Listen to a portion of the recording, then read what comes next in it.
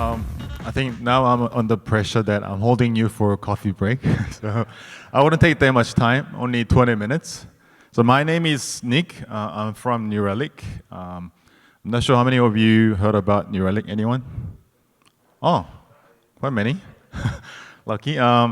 Today, I'm not going to talk about our solutions. Actually, I want to share my past years of experience in observability.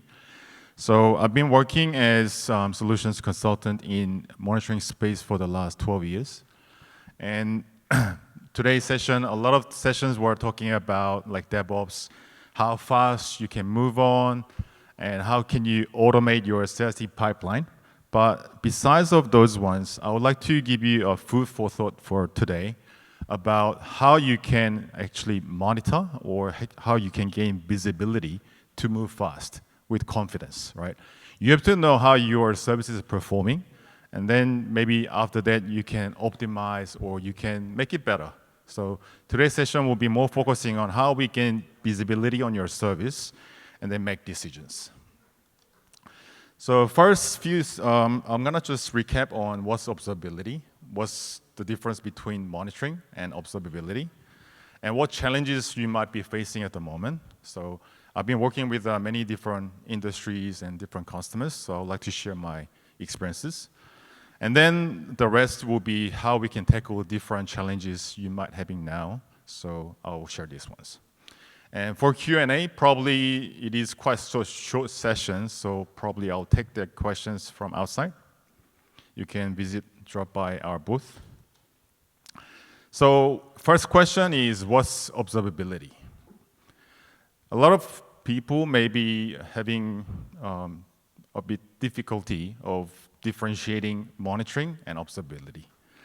Monitoring is simply you set list of metrics and you collect, and then just monitoring through your dashboard. You know what you are collecting, and then you only getting what you are collecting.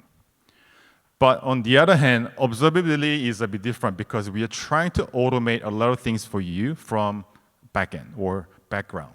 So if you're using any telemetry solutions or observability solutions, it will try to correlate different type of data, like log, trace data, and metric data, trying to connect the dots for you automatically from the background and give you more understanding of your services. That's the observability. So that's the main difference. Then the question is, how are we pretty much making decisions, or how much do we know about our service? So I often compare this one to driving a car. So it's challenges. So how are we driving today? So do you have enough information to drive your software development life cycles and then go to the market and development velocity? So are you driving blindly? I normally ask questions, do you know your baseline? What's your latency for different services? Do you have your SLO, SLI, or do you know your error rates, error budgets? If you know this already, then that's good enough. But I've seen in the industry, a lot of people didn't have a good understanding of their baseline. And this compared to driving your car without having any meters or dashboard. Or on the other hand, there are so many tools in the organization. Sometimes it can be like this. There's so many alerts, so many solutions, and different teams are using different solutions, and they're only focusing on what they are in charge of, right? You take your ownership, and you're only looking at infrastructure or security or specific services, and just you manage your own, and there's no connections or sharing information in betweens. That's the team silo and tool fragmentation is quite common to see. And that's why a lot of customers, they want to consolidate, but it's hard, right? So if you look at the statistics, I can see there's a lot of companies using more than 7 tools, 19%. And if you add them up, 46% of organizations are using more than 7 solutions for monitoring. That's quite a lot. And the problem of that is pretty much like this. It is slowing down your velocity of the development because everyone using just different solutions, and the data, which is the language, is different, right? You cannot simply share data, and you might be needing another license to share the data to another user or different teams. And then high cost, definitely there's an budget constraints, right? So that's why we try to always looking at how can we optimize our observability, and that is giving you data-driven decisions. That's quite important, I think, right? So let's have a look on how we can tackle this one. So first, probably you can go back and see what solutions you're using for metrics and events. Events is on compressed data. So metric is over the time you compress the data and you keep it for longer data retention. Events is uncompressed. So you keep it for short duration compared to metric, but it is uncompressed. You have the raw data. And then log, simply log data you are collecting from applications or Kubernetes. And trace. I think most likely you are quite curious about the trace. How can we trace from all the microservices running at the back end and then combine them together, right? So have a look on all the different solutions you're using at the moment and try to think about, can we narrow down to maybe 3 or 4, maybe out of 8, right? In this way, you can consolidate and then you can easily share the data among different teams, trying to reduce the team silo or data silo by using this way. And we normally say observability as a code. It's quite similar to infrastructure as a code. So we normally quite focus on how to optimize deployments, right? Streamline your CI/CD pipeline, try to automate different things. But do you have automation in your monitoring, visibility? Are you just managing manually, going into the UI and then just apply different things? Or can you standardize this so you can actually make it more efficient? All right? So let's have a look on observability as a code. We are quite familiar with going through this cycle and shifting to the left, which means, okay, I instrumented my container image with APM solutions. So I embedded APM agent in my pipeline. And then I also embedded, maybe if you are using already like DevOps, you included your security solution into the cycle. And everything you can add in and then make it efficient and shift it to the left. But do you have visibility on this? And can you easily share that information with the different teams? That's the question. Why sharing information is important is this connection between different teams, it will definitely slow down your cycle, right? And we want to include this one as soon as possible so we can shift to the left.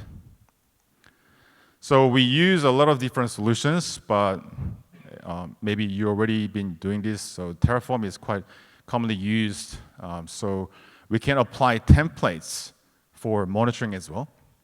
So when you are adding more services or applications, you can add them on into your application monitoring solutions and then make it more automated, applying what dashboards I want to apply. Or if you're adding more teams coming into your solutions, then we can pretty much share the templates. And then dashboard, you don't need to start from the scratch. Here is the template, push out.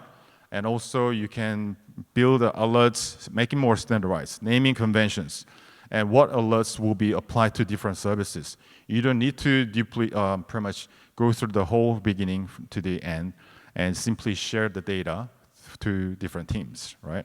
So that's how we automate, and that's what observability as a code is coming from. And here, most likely, if you're using any observability solutions, is multi-tenant, which means different teams can have their own accounts, and they can take the ownership. I think ownership is quite important because if you don't give responsibility and ownership to the team, then they will always maybe push out to anyone just managing the solutions. So there will be one team always managing the solution in terms of the license and ownership. If you are just doing that, a lot of different teams are not taking ownership. So you have to give permissions to each teams, give them account, onboard the services, any applications or infrastructures, And you have to assign people and then give responsibility and ownership. That's why multi-tenant accounts structure is important.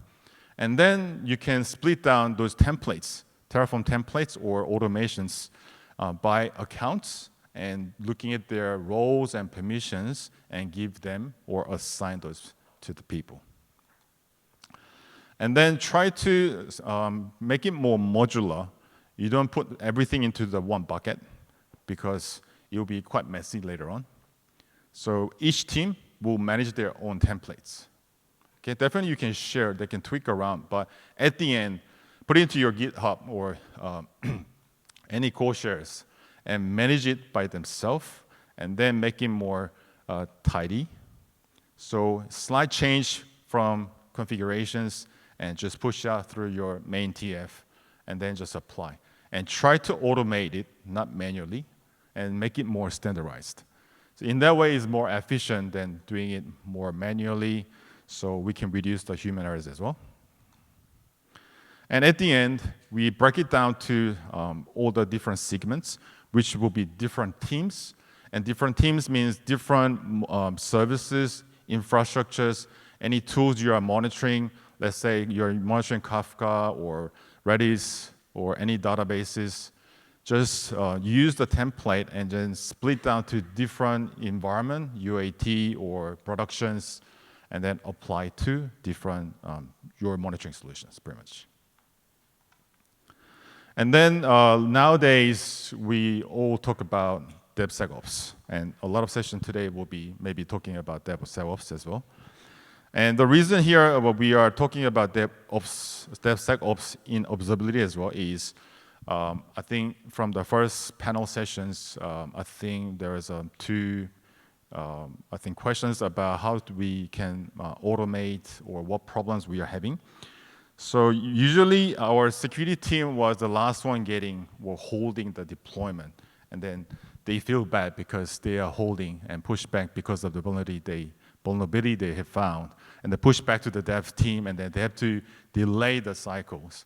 So in that case, we can definitely include observability in the beginning phase or development phase. So from the beginning, no matter what solutions you're using, you might be using Snyk or any security solution you're using SAST or DAST, doesn't matter. Just try to push that information into any solutions you're using and then share the data with developers or DevOps, and easily we can see how many vulnerabilities we have. Is this vulnerability really having a big risk going to the production environment? Not all the vulnerabilities are causing the issue, so we can share the data and just take an actions from the beginning so we can move fast. And then always emphasizing on making decision on the data, not just your gut feeling. So you need to have the data and share with the team. Okay, and then most important thing, that's why maybe you are using application performance monitoring or different solutions, is we want to gain full stack visibility and end-to-end. So why full stack visibility is important is if you are having data silo, especially some teams just using infrastructure monitoring. The other team is only using APM solutions and maybe so many different solutions, right?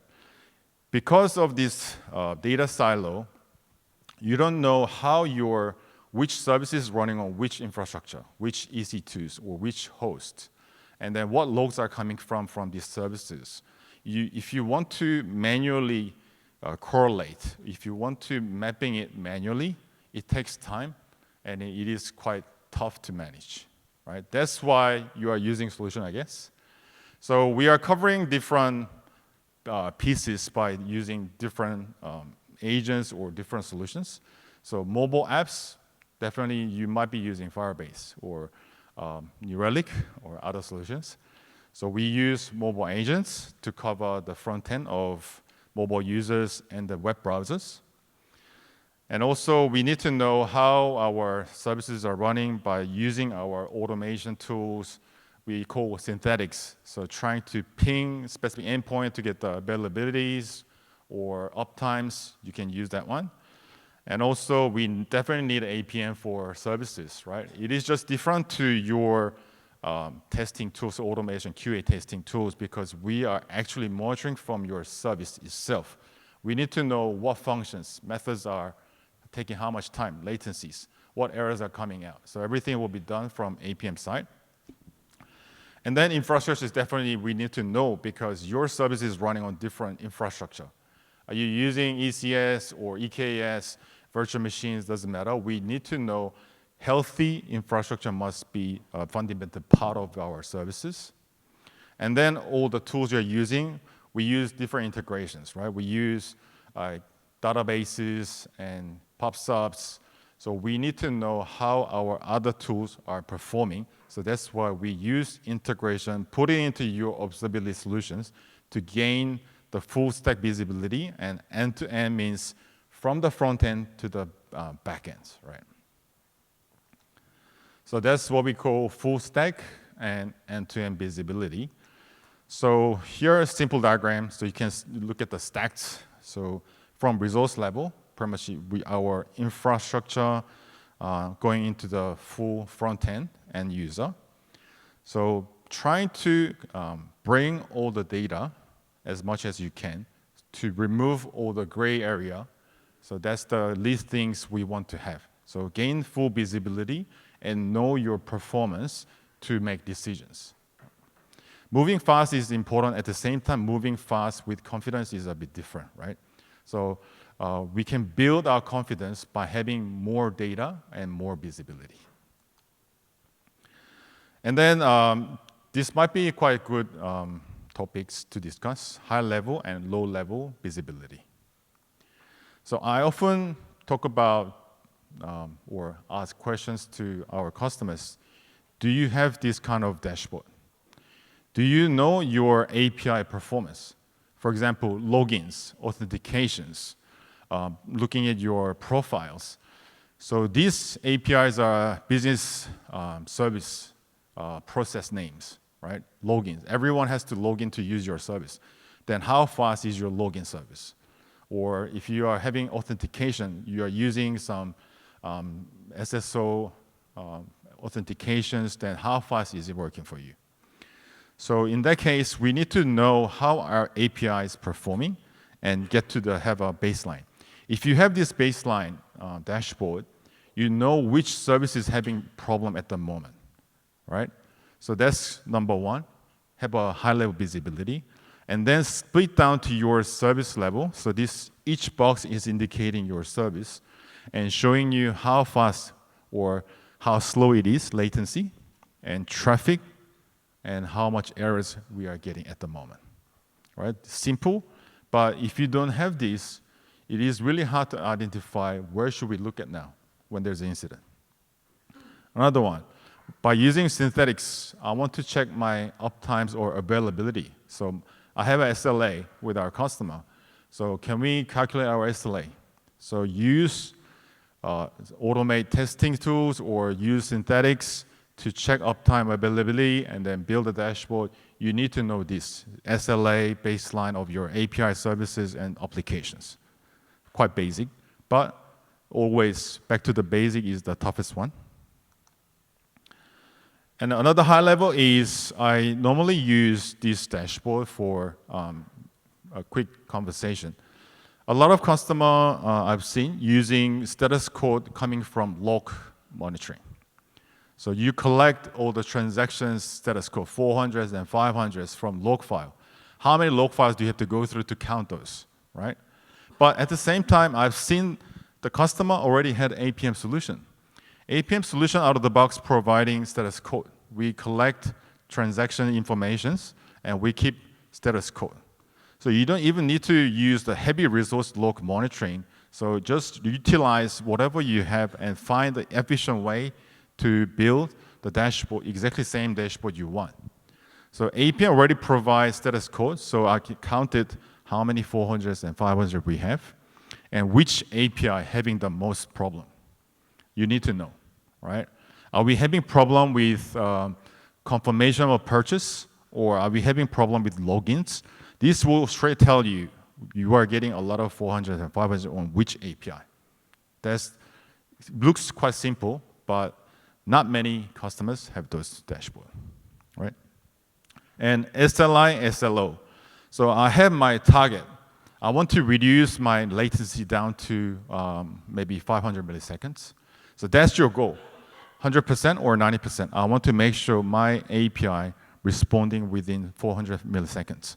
So that's my target, 90%. And then SLI will show you how much your performance was hitting your target. That's SLI. So we automatically calculate this one for you and giving you this chart. And then you can use it as error budgets. So during your change advisory board meetings, you can pull off the data and then show them this week or today or this month, our error budget is 0 or 50%. So we can deploy once or twice more. So you can make data-driven decisions by having those dashboards. Okay? And then later on, you can get down to more detail by using digital tracing, or a lot of trace data will give you visibility on how your application is actually working, looking at which methods, functions are called out, your database queries are used. It will tell you how long it was taking, and all the error collections will tell you what errors are detected. So that's pretty much the low level, and starting from the high level, and you can get down to the root cause. So moving fast with confidence, you need data. We need to have as much data as possible, and also try to use some features or something we call deployment marker. When you are deploying the new code from service A or B, you forward that information, event data, to your monitoring solutions to see the performance before and after. That's quite important, right? We can find out right away, after we deploy something, it was having high spike in our latency. That means something was not working properly. So we can always roll back first and get down to the root cause later. And then as you can see, a lot of customers are now into AIOps because they want to automate things, and even there's a bit of myth. People think AIOps will do everything for you for detecting anomaly or anything abnormal, but actually prerequisite is you need to have a good alert configuration first, because AI is still early stage, everyone knows, right?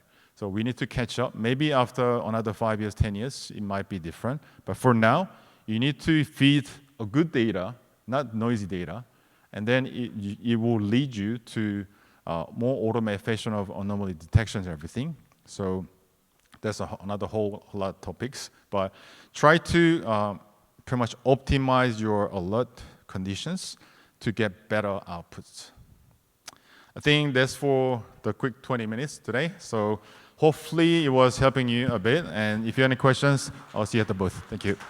Thank you, Kim. Our attendees today were really invested in what you had to share.